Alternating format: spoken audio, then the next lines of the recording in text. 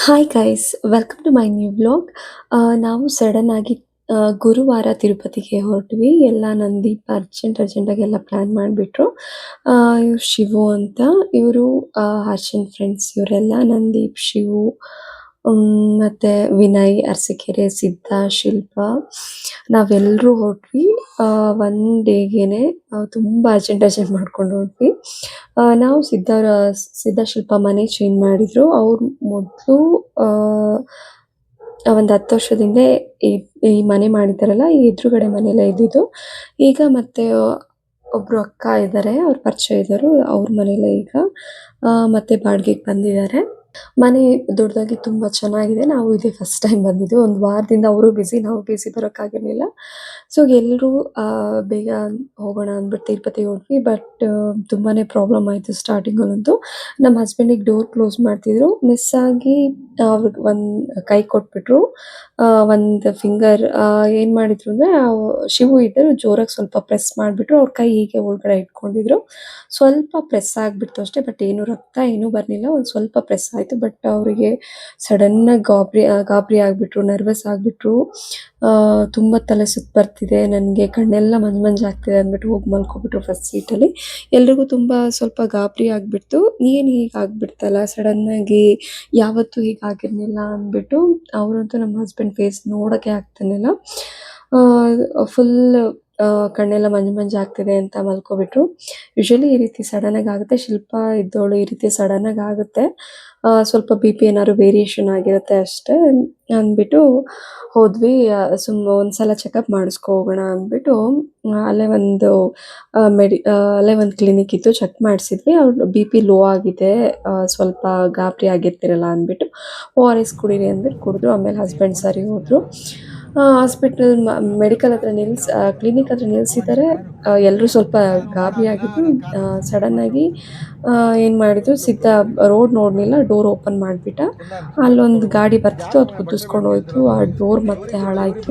ಯಾಕೋ ಗೊತ್ತಿಲ್ಲ ಗೈಸ್, ಹೊರಟಿದ್ದು ಟೈಮೇ ಸರಿ ಇಲ್ಲ, ಇವತ್ತು ಗ್ರಹಚಾರನೇ ಸರಿ ಇರಲಿಲ್ಲ.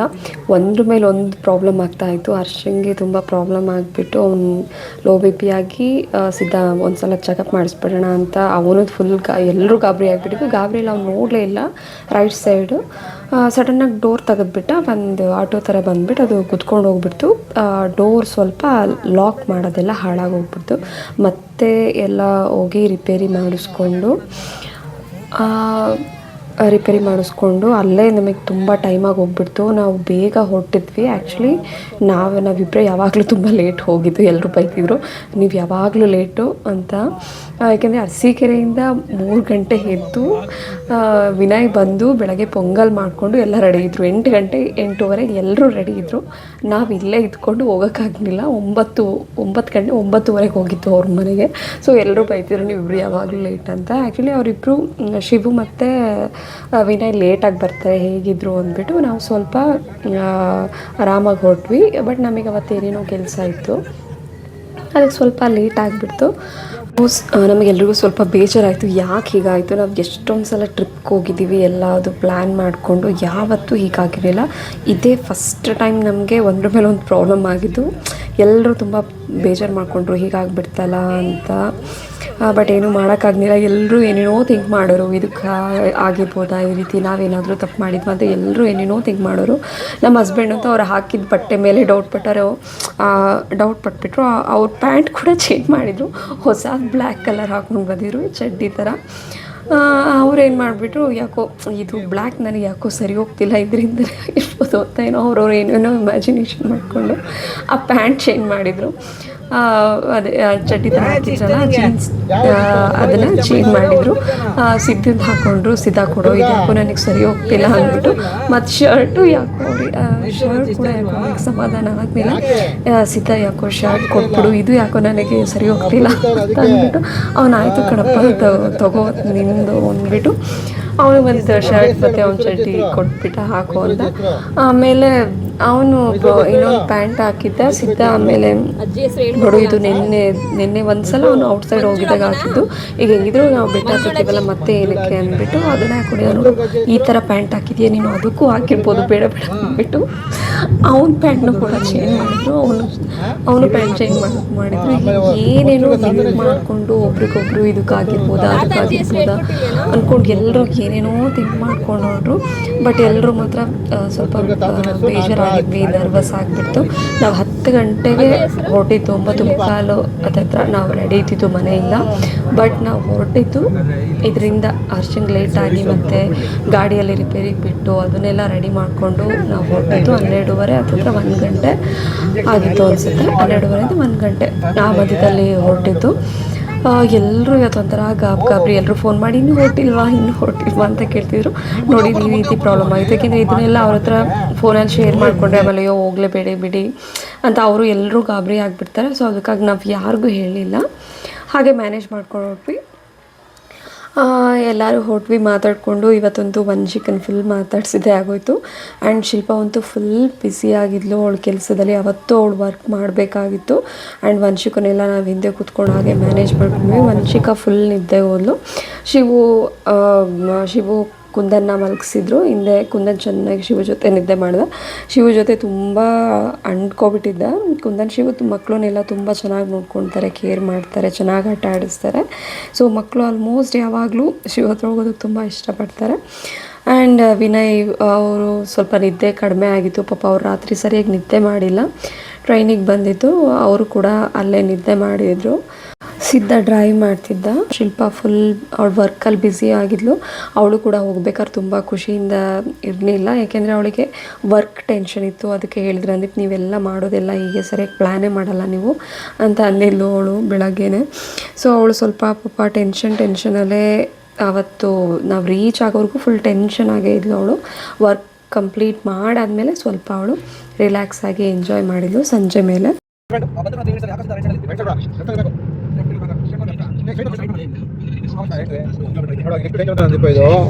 ಒಂದೇ ಒಂದು ರೇಡಿಯಂ ಹಾಕಿಲ್ಲ, ಏನಿಲ್ಲ. ರಾತ್ರಿ ಹೋಗ್ತೀನಿ ಗೊತ್ತೇ ಆಗಲ್ಲ.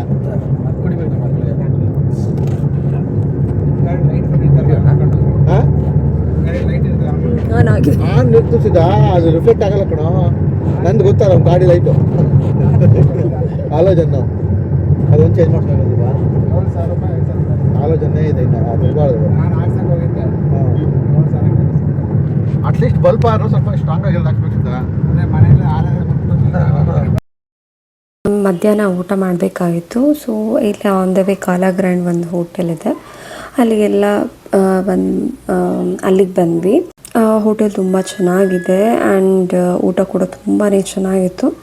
ಎಂಟ್ರಿ ಕೂಡ ತುಂಬ ಚೆನ್ನಾಗಿ ಪ್ಲ್ಯಾನ್ ಮಾಡಿದರು. ಆ್ಯಂಡ್ ಇಲ್ಲೆಲ್ಲ ಮನೆಗೆ ಎಲ್ಲದು ಥಿಂಗ್ಸ್ ಏನಾದರೂ ಬೇಕು ಅಂದರೆ ಡೆಕೋರೇಟಿವ್ ಐಟಮ್ ಎಲ್ಲ ಇಟ್ಟಿದ್ರು ಇಲ್ಲಿ ಡೆಕೋರೇಷನ್ ಮಾಡೋದಕ್ಕೆ ಮನೆಗೆ.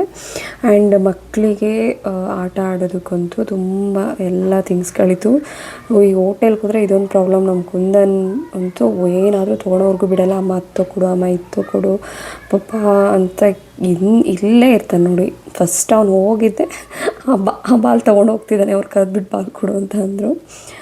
ಅವನಿಗಂತೂ ಊಟ ಮಾಡೋದಂತೂ ಮೂಡಿರೋದೇ ಇಲ್ಲ ಊಟ ಮಾಡೋದಕ್ಕೆ. ಮಾತು ತಕ್ಕೊಡು ಅಂತ ಅವ್ನಿಗೆ ಇದರಲ್ಲೇ ಜೀವ ಆಯಿತು. ಆಮೇಲೆ ತಕ್ಕೊಡ್ತೀನಿ ಕಡಪ್ಪ ರೆಡಿ ಅಂತ ಹೋದ್ವಿ. ನಮ್ಮನೇಲಿ ಏನು ಮಾಡಿದ್ವಿ ಅಂದರೆ, ನಾನು ನೈಟ್ ಕರೆಕ್ಟಾಗಿ ಅಡುಗೆ ಮಾಡಿದ್ದೆ. ನಂದೀಪ್ ಬರ್ತಾರೆ ಅಂದ್ಬಿಟ್ಟು ಹರ್ಷ ಇದ್ದವನು ಇನ್ನೊಂದು ಸ್ವಲ್ಪ ಅಕ್ಕಿ ಹಾಕೊಂಡ್ಬಿಟ್ರು. ನಾನು ಏನು ಮಾಡಿದೆ, ಸ್ವಲ್ಪ ಅಕ್ಕಿ ಹಾಕ್ಬಿಟ್ಟೆ. ಅದು ಅನ್ನ 14 ಲೋಟ ಫುಲ್ ಕುಕ್ಕರ್ ಸಮೇತ ಇದೆ. ಏನೂ ಆಗಿಲ್ಲ. ನನಗೆ ಹೇಗೆ ಮಾಡೋದು, ಏನು ಎಸೆಯೋದಕ್ಕೂ ಮನಸ್ಸು ಬರ್ತಿಲ್ಲ. ಏನಪ್ಪ ಮಾಡೋದು, ಅಷ್ಟು ಚೆನ್ನಾಗಿರೋ ಅನ್ನ ಎಸಿಬೇಕಲ್ಲ ಅಂತ ನನಗಂತೂ ಸಖತ್ ಬೇಜಾರಾಗ್ತಿತ್ತು. ನೋಡಿರಿ, ಇದು hotel outside view, back side view ಏನು ಸಖತ್ತಾಗಿದೆ ಅಂತ. ಇಲ್ಲೂ ಅಷ್ಟೇ, ಇಲ್ಲಿ ಹೊರಗಡೆ ಕೂತ್ಕೊಂಡು ಊಟ ಮಾಡ್ಬೋದು. ಇಲ್ಲೆಲ್ಲ ಚೀಸ್ ಎಲ್ಲ ಇದೆ. ಬ್ಯಾಕ್ ಸೈಡ್ ವ್ಯೂ ಅಂತ ನಿಜ ಸಖತ್ತಾಗಿದೆ. ಇದು ಆನ್ ದ ವೇ ತಿರುಪತಿ, ಬ್ಯಾಂಗ್ಳೂರಿಂದ ತಿರುಪತಿಗೆ ಹೋಗ್ಬೇಕಾದ್ರೆ ಲೆಫ್ಟ್ ಸೈಡಲ್ಲಿ ಕಾಲಾ ಗ್ರ್ಯಾಂಡ್ ಹೋಟೆಲ್ ಸಿಗುತ್ತೆ. ಚೆನ್ನಾಗಿದೆ. ಊಟ ತಿಂಡಿ ಎಲ್ಲ ಸೂಪರ್. ನೀವೇನಾದರೂ ಹೋಗಬೇಕು ಅಂತ ಅಂದರೆ ಆನ್ ದ ವೇ ಹೋಗ್ತಾಯಿದ್ರೆ ತಿರುಪತಿಗೆ ಈ ಹೋಟೆಲ್ಗೆ ವಿಸಿಟ್ ಮಾಡಿ.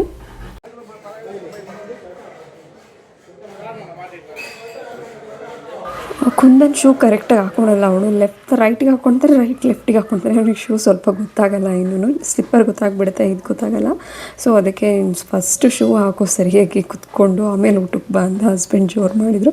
ಸೊ ಅದಕ್ಕೆ ಬಿಚ್ಚಿಬಿಟ್ಟು ಮತ್ತೆ ಕರೆಕ್ಟಾಗಿ ಶೂ ಹಾಕ್ಕೊಳ್ತಾ ಇದ್ದ. ಆವತ್ತೇನಾಯಿತು ಅಂದರೆ 4 ಲೋಟ ಅಕ್ಕಿ ಹಾಕಿಬಿಟ್ಟಿದ್ದೆ ತಿನ್ಕೊಳ್ತಾರೆ ಅಂತ. ಚಿಕ್ಕ ಗ್ಲಾಸಲ್ಲಿ ಹಾಕಿದ್ರು. ಬಟ್ ಅದು ನಾವು ಸ್ವಲ್ಪ ಮಧ್ಯಾಹ್ನದ ಅನ್ನ ಇತ್ತು, ನಾವು ತಿನ್ಕೊಂಡ್ವಿ. ಅದು ಅನ್ನ ಫುಲ್ ಹಾಗೆ ಉಳ್ಕೊಬಿಡ್ತು. ಅದು ಈಗ ನದಿ ಬರಲಿಲ್ಲ ಅವತ್ತು ನೈಟ್. ಊಟ ನಾನು ಮಾಡ್ಕೊಂಡು ಬಂದೆ ಅಂತ ಹೇಳಿದ್ರು. ಈಗ ಏನಪ್ಪ ಮಾಡೋದು ಅಂತ ಅನ್ನಿಸ್ತು. ಏಕೆಂದರೆ ಅನ್ನ ಅಷ್ಟು ಚೆನ್ನಾಗಿದೆ, ನನಗೆ ಎಸೋದಕ್ಕೆ ಮನಸ್ಸು ಬರಲಿಲ್ಲ.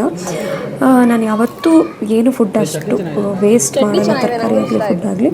ಆಮೇಲೆ ಇವ್ರಿಗೆ ಹೇಳಿದೆ, ನೋಡಿ ನಾನು ತೊಗೊಂಡು ಬರ್ತೀನಿ, ನೀವು ತಿಂದಿಲ್ಲ, ಎಲ್ಲ ಸೇರಿ ಖಾಲಿ ಮಾಡಬೇಕು ಅಂತ ಬಾಕ್ಸ್ ಕಾಣಿಸ್ತಿದೆಯಲ್ಲ. ಆ ಸಿದ್ಧಾರ್ ಮನೆಗೆ ಬಂದಾಗ ಅವ್ರ ಕುಕ್ಕರ್ ಸಮೇತ ನಾನು ಅವ್ರ ಮನೆಗೆ ತಂದಿದ್ದೆ. ಏಕೆಂದರೆ ನನಗೆ ಬಾಕ್ಸಲ್ಲಿ ಫಿಲ್ ಮಾಡೋಕ್ಕೆ ಟೈಮ್ ಇರಲಿಲ್ಲ. ಆಮೇಲೆ ಅವ್ರ ಹತ್ರ ಬಾಕ್ಸ್ ಇಸ್ಕೊಂಡು ಆ ಅನ್ನ ಎಲ್ಲ ಅದಕ್ಕೆ ಡಂಪ್ ಮಾಡಿಕೊಂಡು ತಂದ್ವಿ. ಅಲ್ಲಿ ಸಾಂಬಾರು ಕೊಟ್ಟಿದ್ರು, ಸಾಂಬಾರು ಮಾತ್ರ ಸಖತ್ತಾಗಿತ್ತು. ಸೊ ಎಲ್ಲರೂ ಕೂಡ ಅನ್ನ ಶೇರ್ ಮಾಡ್ಕೊಂಡು ತಿಂದ್ವಿ. ಆ್ಯಂಡ್ ಹರ್ಷ 1-2 ಮೊಸರನ್ನ ಆರ್ಡ್ರ್ ಮಾಡಿದ್ದ, 1 ಮೀಲ್ಸ್ ಆರ್ಡ್ರ್ ಮಾಡಿದರು ಇವರು. ಮತ್ತು ಬಟರ್ ನಾನ್ ಮತ್ತು ಕುಲ್ಚಾ ಸಿದ್ಧ ಆರ್ಡ್ರ್ ಮಾಡಿದ್ದ, ಪನ್ನೀರ್ ಗ್ರೇವಿ ತುಂಬ ಚೆನ್ನಾಗಿತ್ತು. ಎಲ್ಲರೂ ತಿನ್ಕೊಂಡ್ವಿ. ಅನ್ನ ಎಲ್ಲ ತಂದಿದ್ದು ನಿಜವಾಗ್ಲೂ ಯೂಸ್ ಆಯಿತು. ಆ್ಯಂಡ್ ಸಕ್ಕತ್ತಾಗಿತ್ತು. ಆ ಸಾಂಬಾರು ಜೊತೆ ಹೊಟ್ಟೆ ತುಂಬ ತಿನ್ಕೊಬಿಟ್ವಿ ಎಲ್ಲರೂ. ಯಾವುದು ವೇಸ್ಟ್ ಮಾಡಲಿಲ್ಲ. ನನಗಂತೂ ಆಗ ಸ್ಯಾಟಿಸ್ಫೈ ಆಯಿತು. ಇಲ್ಲಾಂದರೆ ನಾನಂತೂ ಚಿಂತೆ ಮಾಡ್ತಿದ್ದೆ, ಅಯ್ಯೋ ಅಷ್ಟೊಂದನ್ನು ವೇಸ್ಟ್ ಮಾಡಿಬಿಟ್ನಲ್ಲ ಅಂದ್ಬಿಟ್ಟು. ಯಾವುದೇ ಆದರೂ ಅಷ್ಟೇ, ನಾವು ಎಷ್ಟೇ ದುಡ್ಡಿದ್ರೂ, ಎಷ್ಟೇ ಯಾವ ಹೈ ಲೆವೆಲ್ಗೆ ಹೋದರೂ ಅಷ್ಟೇ, ಲೋ ಲೆವೆಲ್ಗೆ ಹೋದರೂ ಅಷ್ಟೇ, ಅನ್ನನೇ ಯಾವತ್ತೂ ವೇಸ್ಟ್ ಮಾಡಬಾರ್ದು. ನಾನು ಅಳಿಸಿದ್ರೆ ಮಾತ್ರ ಅದನ್ನು ಏನಿದ್ರು ಹೊರಗಡೆ ಇದಕ್ಕೆ ಹಾಕ್ತೀನಿ ಅಷ್ಟೇ, ಡಸ್ಟ್ಬಿನ್ಗೆ. ಅದ್ರ ಬದಲು ಇಲ್ಲ ಅಂದರೆ ನಾನಂತೂ ಒಂದು ಸ್ವಲ್ಪನೂ ವೇಸ್ಟ್ ಮಾಡಲ್ಲ. ಇಲ್ಲ ರೊಟ್ಟಿಗೆ ಹಾಕ್ತೀನಿ, ಇಲ್ಲ ಅನ್ನ ಮಾಡಲ್ಲ, ಅದನ್ನೇ ತಂಗ್ಳನ್ನ ತಿನ್ಕೊಳ್ತೀವಿ. ಕೆಲವ್ರು ತಂಗ್ಳನ್ನ ತಿನ್ನಲ್ಲ, ಅಯ್ಯೋ ತಿನ್ಬೇಕಂತ ಇಲ್ಲ. ತಂಗ್ಳನ್ನು ಕೂಡ ತುಂಬ ಹೆಲ್ತಿಗೆ ಒಳ್ಳೆಯದು. ಯಾರು ಅನ್ನ ವೇಸ್ಟ್ ಮಾಡಬೇಡಿ. ಅವ್ರು ನೋಡ್ತಾ ಇದ್ರು ಹೋಟೆಲವರು, ಏನು ಬಾಕ್ಸಲ್ಲಿ ತರ್ತಾ ಇದ್ದಾರೆ ಅಂತ. ನಾನು ಹೇಳ್ತಿದ್ದೆ, ಅವ್ರು ಏನಾದರೂ ಕೇಳಿದರೆ ಸರ್ ಅನ್ನ ಉಳಿದಿದ್ದೆ ಹಿಂಗೆ ಹೋಗ್ತಿದ್ದೆ, ಸೊ ವೇಸ್ಟ್ ಆಗುತ್ತೆ ಅಂತ ಈಗ ಮಾಡ್ತಿದ್ದೀವಿ ಅಂತ ರಿಕ್ವೆಸ್ಟ್ ಮಾಡಿಕೊಂಡ್ವಿ. ಅವರೇನು ಕೇಳಲಿಲ್ಲ ಪಾಪ. ನಾವು ಅನ್ನ 1 ಮೀಲ್ಸ್ ತೊಗೊಂಡಿದ್ವಲ್ಲ, ಸೊ ಅನ್ನ ಸ್ವಲ್ಪ ಶಾರ್ಟೇಜ್ ಆಯ್ತಲ್ಲ, ನಾನು ತಂದಿದ್ದು ಸ್ವಲ್ಪ ಅನ್ನನೇ ನಾವೆಲ್ಲರೂ ಶೇರ್ ಮಾಡ್ಕೊತಿದ್ವಿ. ಊಟ ಮಾತ್ರ ಕರೆಕ್ಟಾಗಿ ಆಯಿತು. ತುಂಬ ಚೆನ್ನಾಗಿತ್ತು ಏನು ಊಟ. ಸೊ ನೀವೆಲ್ಲರೂ ಏನಾದರೂ ಆನ್ ದ ವೇ ಹೋಗ್ತಿದ್ದರೆ ತಿರುಪತಿ ಕಾಲಾಗ್ರಾಂಡ್ ಹೋಟೆಲ್ನ ವಿಸಿಟ್ ಮಾಡಿ. ಹೋಗಿ ಊಟ ಮಾಡಿಕೊಂಡು ಬರಂಗೆ ಇರಬೇಕು. ಎಲ್ಲ ಮಾಡಿಕೊಂಡು ಈರುಳ್ಳಿ ಅಲ್ಲಿಟ್ಟೆ, ಅದೆಲ್ಲ ಫಂಗಸ್ ಆಗಿದೆ. ಆ್ಯಂಡ್ ಅನ್ನ ಮಾತ್ರ ಏನೇ ಆದರೂ ಫುಡ್ ಐಟಮ್ನ ದಯವಿಟ್ಟು ವೇಸ್ಟ್ ಮಾಡಬೇಡಿ. ಫುಡ್ಗೆ ಎಷ್ಟೊಂದು ಜನ ಕಷ್ಟಪಡ್ತಾರೆ ಅಲ್ವಾ. ಒಂದು ಹೊತ್ತಿನ ಊಟಕ್ಕೆ ಎಷ್ಟು ಜನ ಕಷ್ಟಪಡ್ತಾರೆ ಅಂತಾರೆ. ನಾವು ಇದು ತಂಗ್ಳನ್ನ, ಇದು ಹೀಗಾಗಿದೆ ಹಾಗಾಗಿದೆ, ಇದು ರುಚಿ ಇಲ್ಲ, ಇದು ಸಪ್ಪೆ, ಇದು ಖಾರ, ಇನ್ನೂ ಸ್ಪೈಸಿ ಆಗಿರಬೇಕಿತ್ತು ಅಂತ ನಾವು ಕೆಲವು ಸಲ ಊಟನೇ ಮಾಡಲ್ಲ. ಇದು ಚೆನ್ನಾಗಿಲ್ಲ, ದಯವಿಟ್ಟು ಯಾರು ಹಾಗೆ ಮಾಡೋಕ್ಕೆ ಹೋಗ್ಬಿಡಿ. ಸ್ವಲ್ಪ ಹೆಚ್ಚು ಕಡಿಮೆ ಆಗುತ್ತೆ ಅಡುಗೆಯಲ್ಲಿ, ಸ್ವಲ್ಪ ಅಡ್ಜಸ್ಟ್ ಮಾಡಿಕೊಂಡು ಊಟ ಮಾಡಿ. ಒಂದು ಸ್ವಲ್ಪ ಹಾಕು.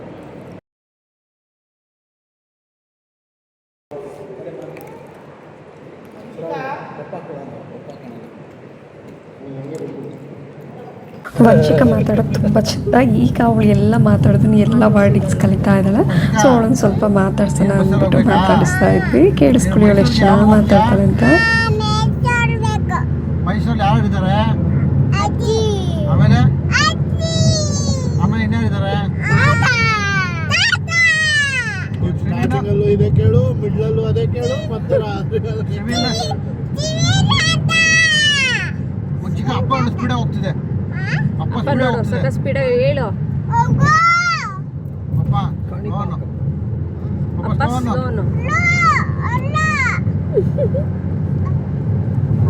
ಹೇಳು ವಂಶಿಕಾ. ಜನವರಿ ಫೆಬ್ರವರಿ ಹೇಳು. ಜನವರಿ ಫೆಬ್ರವರಿ ಮಾರ್ಚ್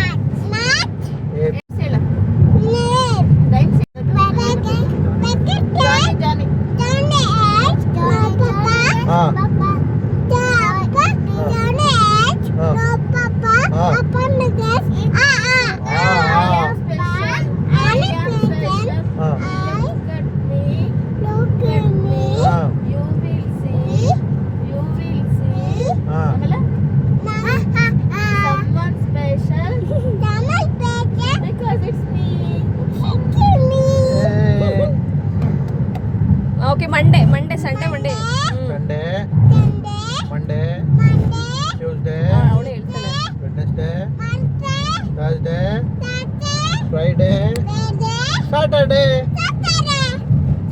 ಜನವರಿ ಕೊಟ್ಟಿದ್ದೆ ಅವಳಿಗೆ ಹಾಂ ಹಾಂ ಹಾಂ ಹಾಂ ಹಾಂ ನೋಡಿ ಎಲ್ಲ ಹೇಳಿದ್ದು ಮಂಡೇ ಟ್ಯೂಸ್ಡೇ ವೆರಿ ನಂಬರ್ ಹೇಳು 1 2 3. ಹಾಂ ಹಾಂ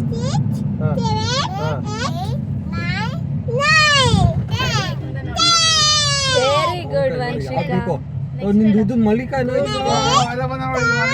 ಇದೇನು ಒಂಥರ ಗೋಲ್ಡನ್ ಕಲರ್ ದಪ್ಪ ಪಂಪ್ಕಿನ್ ಹಾಂ 30 ಅಲ್ಲ 20. ವೆರಿ ಗುಡ್ ಎಲ್ಲ ಕಲ್ತಿದ್ಯಾ ಗುಡ್ ಏನದು ಮಲ್ಲಿಕಾ ಏನದು ವಂಶಿಕಾ? ಅಲ್ಲ ಫುಲ್ ಮಾವಿನ ಹಣ್ಣು ಅಂತ ಹಂಗ ನೋಡಲ್ಲ. ಹಾಂ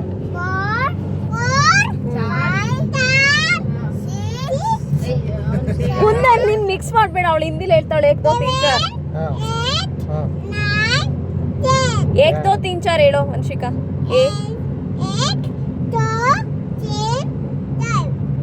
ಚಾರ್ ಬಾರ್ ವಂಶಿಕಾ ನಿಂಗೆ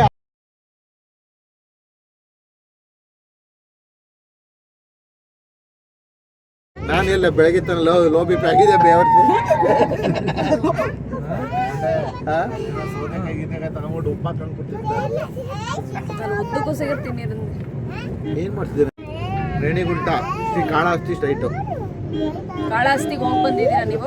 ಸೀದಾ ಇಲ್ಲೇ ಲೆಫ್ಟಿಗೆ ಎಲ್ಲಿಗಾರ ಹಾಕೋ, ಇಲ್ಲೇ ರೈಟ್ ಅಲ್ಲೆಲ್ಲ ಇರೋದು, ಇಲ್ಲೇ ಹಾಕೋಣ, ಇಲ್ಲೇ ಹೇಳಿ ಹತ್ರ ನಾನು ಕೇಳ್ತೀನಿ. ಅದೇ ಹತ್ತದು ಇದೆಲ್ಲ ಕಣ, ಅದು ಕಣಲ್ಲ ಸೀದಾ ರೈಟ್ ಅಲ್ಲಿ ಕಣ ಹತ್ತದು ನಿತ್ರ. ಯಾವುದು ಏನಂತ ಕೇಳಬೇಕು? ಮುಂದೆ ಇವ್ನು ಟ್ಯಾಕ್ಸಿ ಅವ್ರನ್ನ ಸೀದಾ ಅಲ್ಲಿ ಏನು ಎಂತದ್ದು ಕೇಳ ಅಲಿಪಿರಿ भैया सर पटातले अलीपिरी बेटा वॉकिंग भैया वो कार ऊपर लेने के ड्राइवर मिलता है क्या?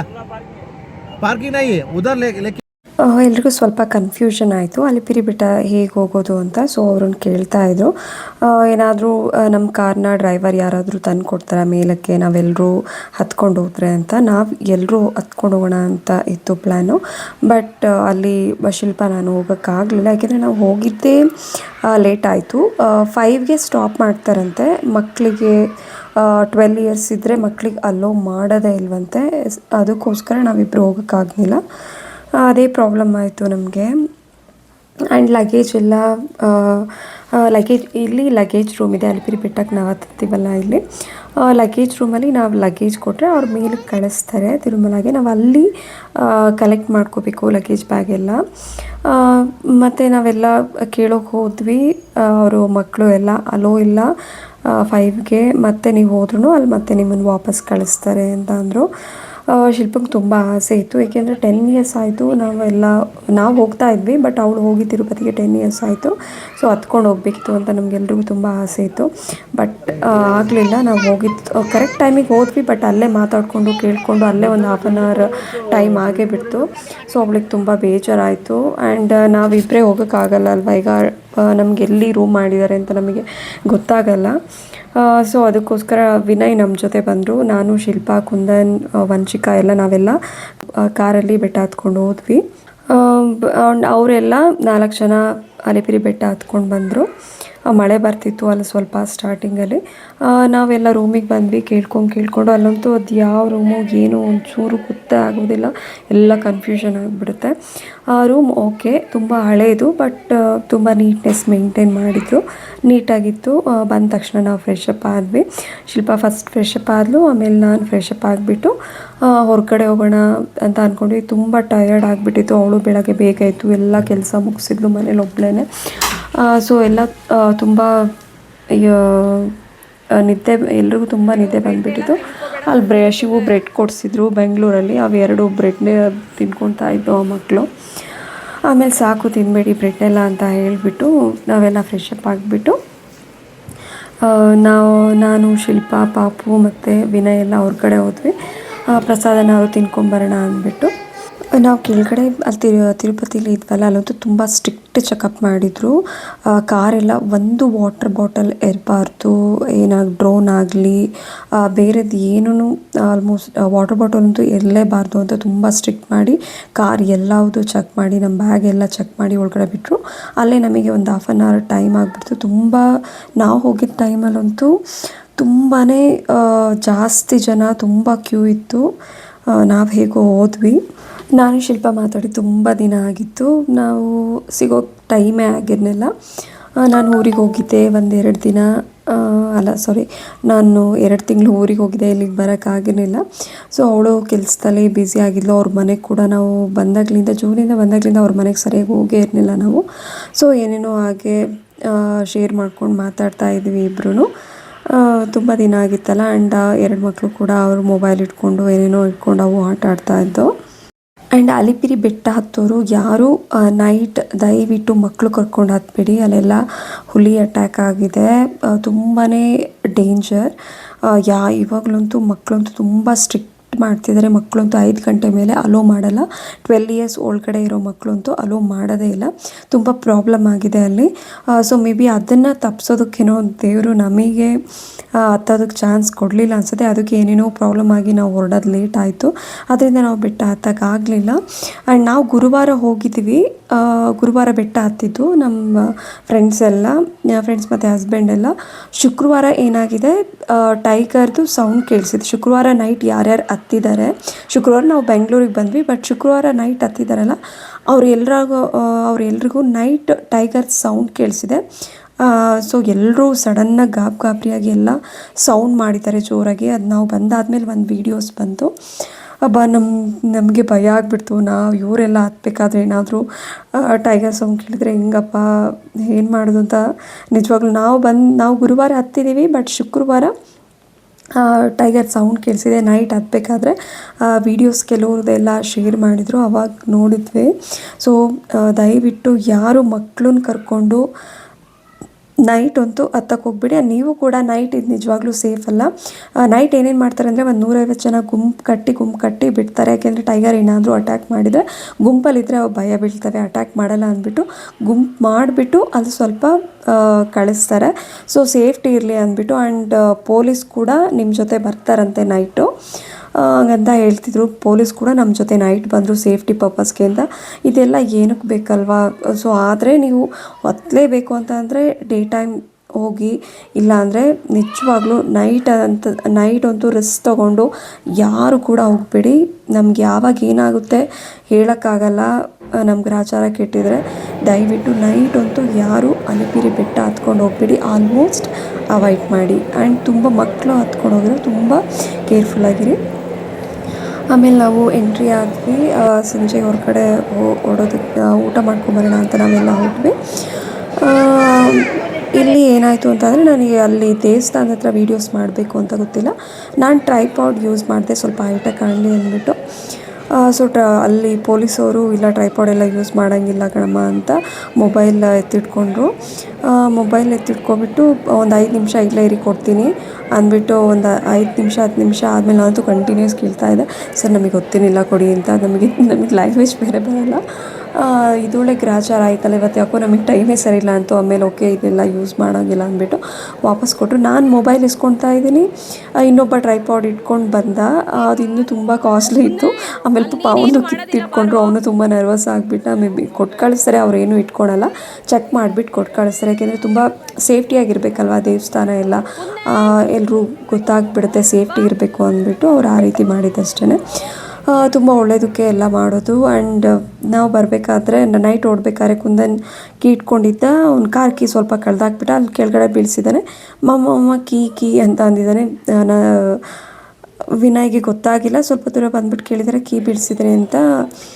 ಇಲ್ಲ ಅವನೇ ಇಟ್ಕೊಂಡಿದ್ದ ಅಂತ ಅಂದೆ.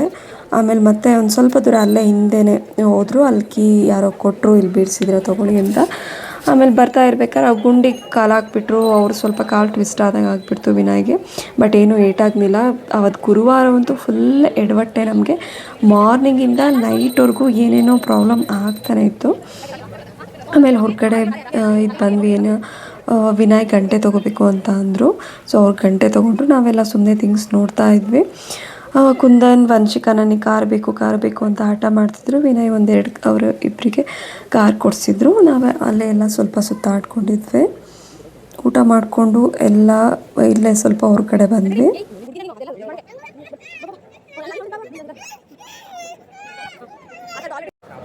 ಶಿಲ್ಪ ಯಾಕೋ ಗೊತ್ತಿಲ್ಲ ತಲೆನೋವು, ನನಗೆ ತುಂಬ ತಲೆನೋವುತ್ತಿದೆ ಅಂತ ಅಂತಿದ್ಲು. ಸೊ ಊಟ ಆದಮೇಲೆ ಅಲ್ಲೇ ಪ್ರಸಾದ ಊಟ ಮಾಡಿದ್ವಿ ದೇವಸ್ಥಾನದಲ್ಲಿ. ಊಟ ಆದಮೇಲೆ ಅಲ್ಲಿ ಕಾಫಿ ಕುಡಿಯೋಣ ಅಂದ್ಬಿಟ್ಟು ಅವಳಿಗೆ ಕಾಫಿ ಕೊಡಿಸಿದ್ರು. ವಿನಯ್ ಅವಳು ಕಾಫಿ ಕುಡಿದ್ಲು. ಅವರಿಬ್ಬರು ಕಾಫಿ ಕುಡಿದ್ರು, ನಾನು ಕಾಫಿ ಏನು ಕುಡಿಲಿಲ್ಲ. ಆ್ಯಂಡ್ ಕುಂದನಂತೂ ಹಠ ಮಾಡ್ತಿದ್ದ, ನನಗೆ ಇದು ಬೇಕು ನನಗೆ ಅದು ಬೇಕು ಅಂತ. ಅವನಿಗಂತೂ ಎಲ್ಲೋದ್ರೂ ಅಷ್ಟೇ ಆಟ ಸಾಮಾನು ಏನಾದರೂ ತಕ್ಕೊಳ್ಳೋರ್ಗೂ ಬಿಡೋದೇ ಇಲ್ಲ. ಅವ್ನು ನಾನು ಇದನ್ನೇ ತೊಗೊಳ್ತೀನಿ ನನಗೆ ಕಾರೇ ಬೇಕು ಅಂತ ಅಂದ್ಬಿಟ್ಟು ಅಲ್ಲಿ ತೊಕ್ಕೊಡುವಮ್ಮ ಅಂದ್ಬಿಟ್ಟು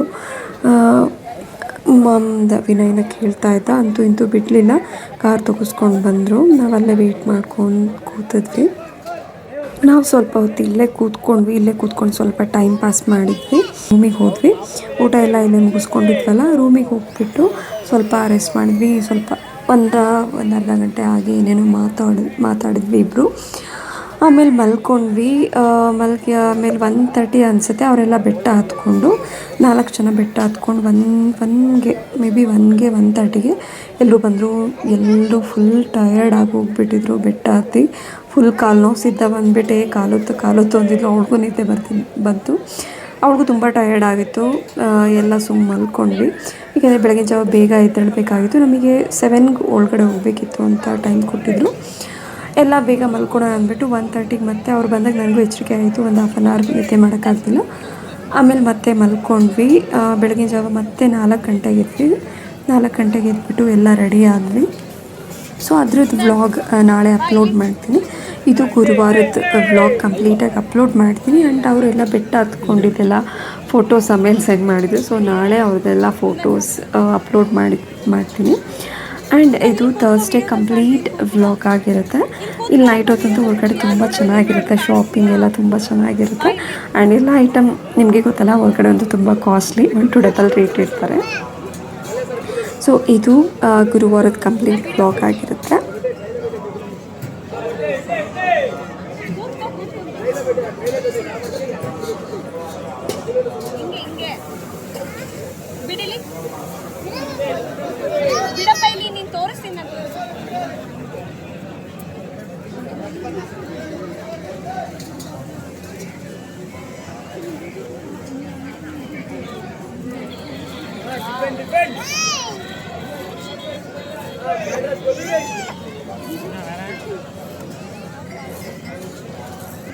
ವಿಡಿಯೋ ಮಾಡ್ತೀನಿ ನಾನು ಎಲ್ಲ.